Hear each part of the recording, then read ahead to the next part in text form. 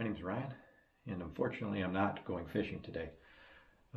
If you watch my videos regularly, you know that I have two ugly stick elites that I use when kayak fishing for bass. And the other day I was going out and I noticed that both rods, the end tip guide, has significant grooves in it, if you can see that, significant grooves in it from using braided line.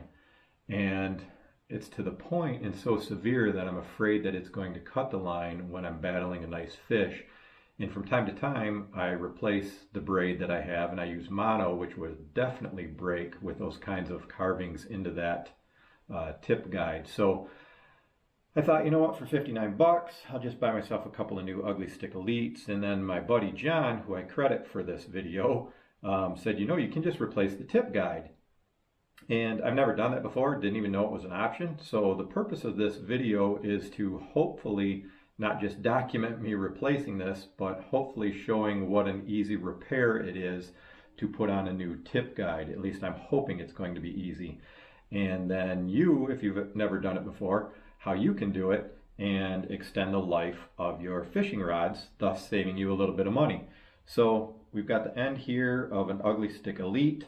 And then I purchased just a basic eagle claw tip guide tip replacement. I didn't spend much money on it because this is my first go around. So I didn't want to spend a lot of money on it.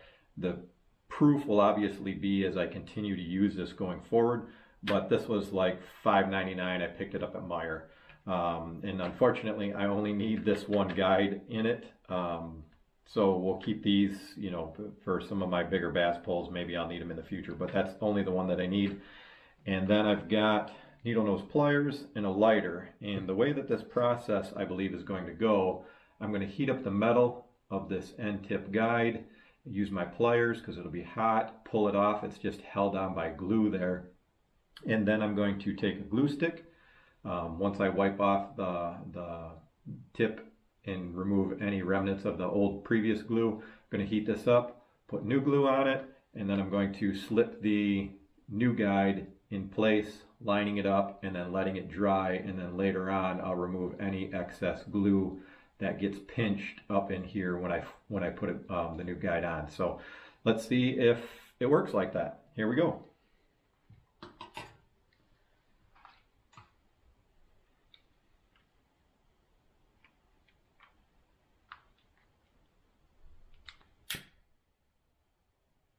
Again, I'm just heating the metal here. I'm not putting it out on the rod, just kind of waving it back and forth, heating it up, getting a little smoke going from the end. Grab my needle nose pliers and see if I've heated it up enough. Let's see, apply a little twisting action to it. All right, well, that was simple.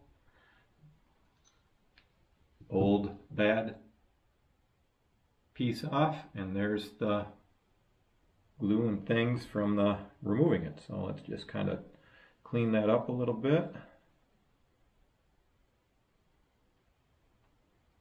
And I'm just using the towel to remove any of the old glue.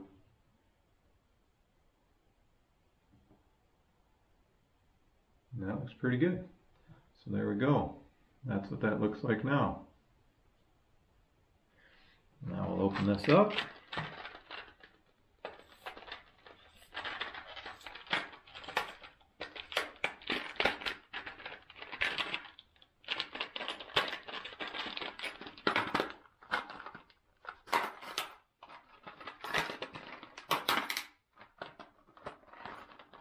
Again, I'm pretty sure I only need the one guide, the smallest guide, which this says is a 664. Okay. All right, now we're going to take the glue stick, heat it up.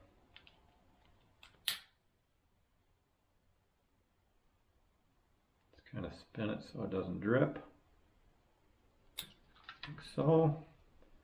Put a bunch of it on the end, spin it around, get a bunch on there. Just like that.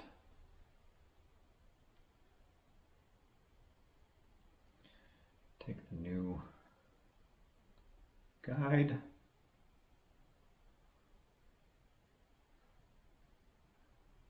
Slip it on there.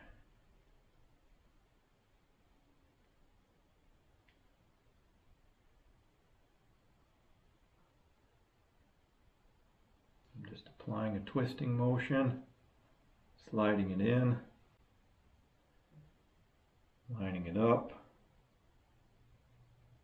Now the nice thing, being that this is just held on by glue like that, is if for some reason this doesn't bond the way that I think it will, and I believe it will bond just fine, I can always heat it up and take it off and remove it. So I'm just making sure that it's lined up good right now before it sets.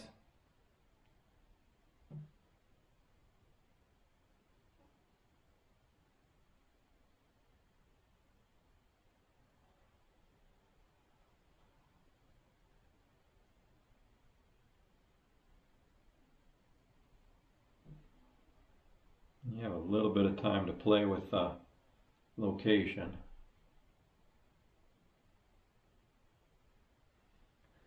I think that's just about it.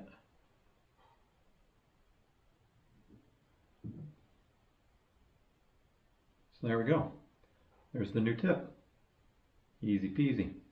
You see that there's some extra glue on there that I pinched when I slid the new eyelet on there.